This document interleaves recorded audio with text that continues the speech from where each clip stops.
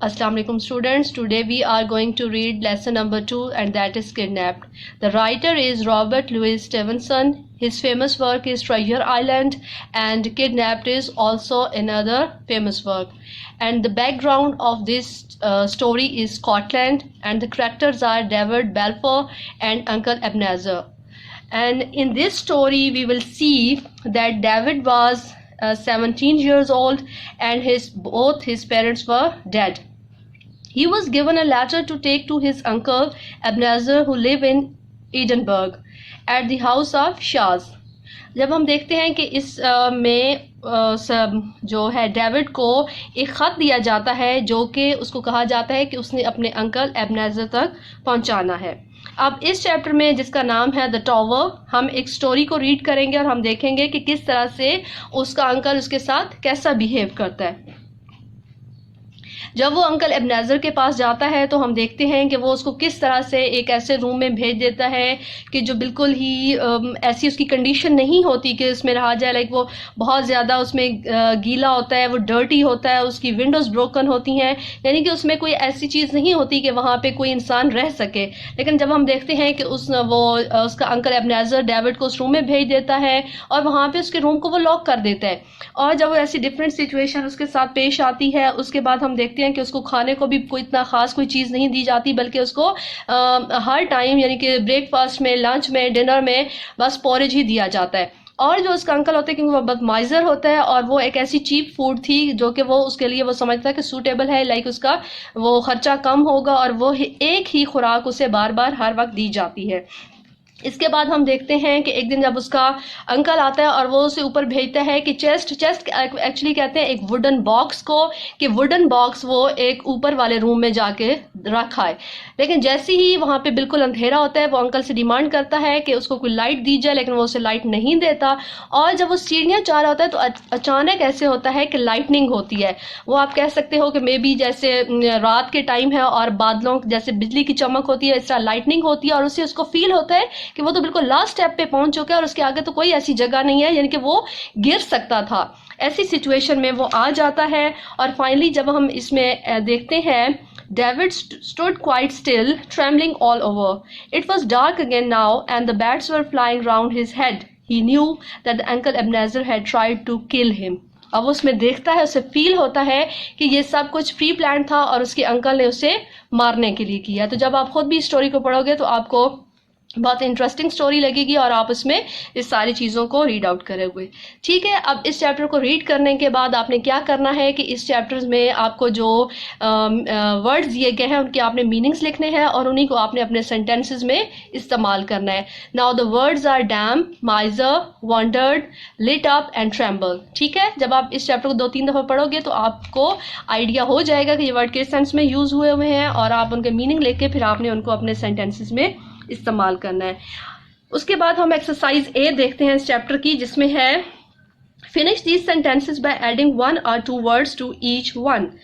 Like kidnap begin dash Scotland dash the middle of the 18th century। ठीक है, kidnap begins in Scotland at the middle of the 18th century। ठीक है, इसमें आपने जो words हैं वो आप अगेन चैप्टर को रीड आउट करोगे तो उसमें आपको हेल्प मिलेगी और आप इन सारी ब्लैंक्स को फिल कर सकते हैं और ये आपने अपनी इसी बुक पर ही करना है। इसके बाद आ जाते हैं क्वेश्चन आंसर्स आपको दिए गए हैं। ठीक है, अब इसमें है why did David sleep on the floor. ठीक है, यानी कि डेविड उस फर्श पर क्यों सोया। ठीक है, बिकॉज अब आप इसका जब आंसर करोगे तो आप देखोगे कि आपने इस जैसे ही ये चैप्टर स्टार्ट हो रहा है टॉवर, इसमें लिखा हुआ है uncle Ebenezer took David upstair to a bedroom for a night. The bed was so damp that David slept on the floor. ठीक है, तो आप इसका आंसर करोगे कि वो इसलिए बेड पर वो फ्लोर पर सोया क्योंकि वो जो बेड था वो गीला था। Why did David shout for his uncle at the next morning. क्यों वो शाउट कर रहा था, क्यों वो अपने अंकल को कॉल कर रहा था।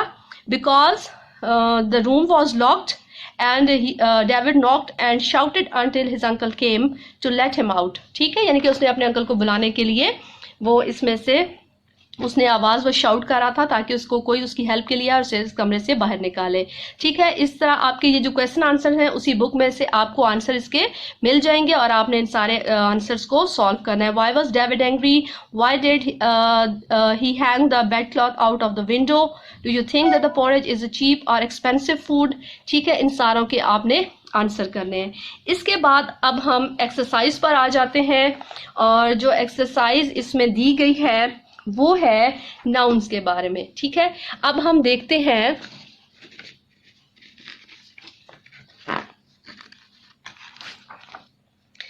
Noun are name of thing. ठीक है, आपने ये बहुत कॉमन है कि आपने पढ़ा होगा कि noun is a naming word, जिसमें हम किसी भी चीज को नाम के बारे में बताते हैं, यानी कि कोई भी उसमें हो सकता है, किसी चीज का नाम, किसी जगह का नाम। ठीक है, किसी भी, फॉर एग्जाम्पल जैसे हम कहते हैं टेबल, चेयर, ठीक है, टाउन, सिटी, ये सारे हैं, ये नाउन हैं। ठीक है, अब हम उसमें उसके आगे कैटेगरीज में आ जाते हैं, common noun and proper noun. Common noun जैसे कि आपको पता है वो नाउन होते हैं कि जो भी किसी खास चीज को, कॉमन नाउन किसी भी चीज को डिस्क्राइब करते हैं, for example boy, town, school. ठीक है, अब हम जब प्रॉपर नाउन की बात करते हैं तो प्रॉपर नाउन में आ जाता है किसी खास चीज का नाम। फॉर एग्जाम्पल जब हम कहते हैं जैसे हामिद शाह, कायदे आजम, लाहौर, यानी कि किसी खास जगह का नाम। ठीक है, अब उसके बाद हम इस चीज को, अच्छा, अब हमने यहाँ पे हमारे बुक में दिया गया है कि when a noun stands for a group of thing it is called a collective noun. अब हम एक और इसकी टाइप के बारे में बात करेंगे जो कहलाती है कलेक्टिव नाउन। ठीक है, कलेक्टिव नाउन अब क्या होता है कि जब हम किसी चीज को, उसको कलेक्टिवली उसकी बात कर रहे होते हैं। ठीक है, for example group of things. अब ग्रुप ऑफ थिंग में क्या हो जाता है, जैसे आप कहते हो कि अ पैक ऑफ वुल्फ, उसके बाद आप कहते हो the bunch of flower, grapes और बनानास। ठीक है, जब आप कलेक्टिवली किसी चीज को ग्रुप के लिए एक वर्ड इस्तेमाल करते हो तो उसको हम कहते हैं कलेक्टिव नाउन। इसी तरह अब आपकी एक्सरसाइज है, आपने ये 10 आपको दिए गए हैं फ्रेजेस, इसमें से आपने क्या करना है कि इनके आपने कलेक्टिव नाउन लिखने हैं। फॉर एग्जाम्पल जैसे होता है अ फ्लीट ऑफ शिप्स। ठीक है, इसी तरह से अ हर्ड ऑफ कैटल, और भी हैं, तो आपने इनके जो है कलेक्टिव नाउन्स आपने इनके लिखने हैं। इसके बाद जो नेक्स्ट टॉपिक हमारे जो नाउन की कैटेगरी आ जाती है वो कहलाती है abstract noun. Noun like beauty, fair, joy, health, pleasure are said to be abstract noun. अब एब्स्ट्रैक्ट नाउन कौन से होते हैं? ऐसे नाउन के जिनको आप सिर्फ फील कर सकते हो, जिनको आप आम नॉर्मल लाइफ में देख नहीं सकते हो, बल्कि वो आप कह सकते हो कि आपके इमोशंस या आपकी फीलिंग होती हैं, उनको हम कहते हैं एब्स्ट्रैक्ट नाउन। ठीक है, अब जैसे ब्यूटी है, फियर है, जॉय है, ये कोई ऐसी आपकी कॉन्क्रीट का एक अपोजिट है एब्स्ट्रैक्ट नाउन। यानी कि कंक्रीट चीज वो होती है जिसको आप फिजिकली टच कर सकते हो, फील कर सकते हो, लेकिन एब्स्ट्रैक्ट नाउन ऐसा होता है कि जो आप इमेजिन कर सकते हो, आप उसको विजुअलाइज कर सकते हो, लेकिन आप इसको बज़ाहिर उस तरह से देख नहीं सकते हो। जैसे ब्यूटी है, फियर है, खौफ है। अब आप खौफ को एक आपकी फीलिंग है, ठीक है, जॉय वो भी आपकी एक फीलिंग है, आप उसको महसूस कर सकते हो, लेकिन आप उसको फिजिकली वो चीज़ आपके सामने नहीं होती। अब इसमें आपने क्या करना है कि आपको यहाँ पे बहुत सारे वर्ड्स दिए गए हैं, इनको आपने इस कैटेगरीज में आपने लिखना है कि कौन से नाउन इसमें एब्स्ट्रैक्ट नाउन है। ठीक है, इसके बाद हमारा जो टॉपिक है वो है, एक और कैटेगरी है, दैट इज कंपाउंड नाउन। ठीक है, अब कंपाउंड नाउन क्या कौन से होते हैं? कंपाउंड नाउन है when two noun join together to make a new word.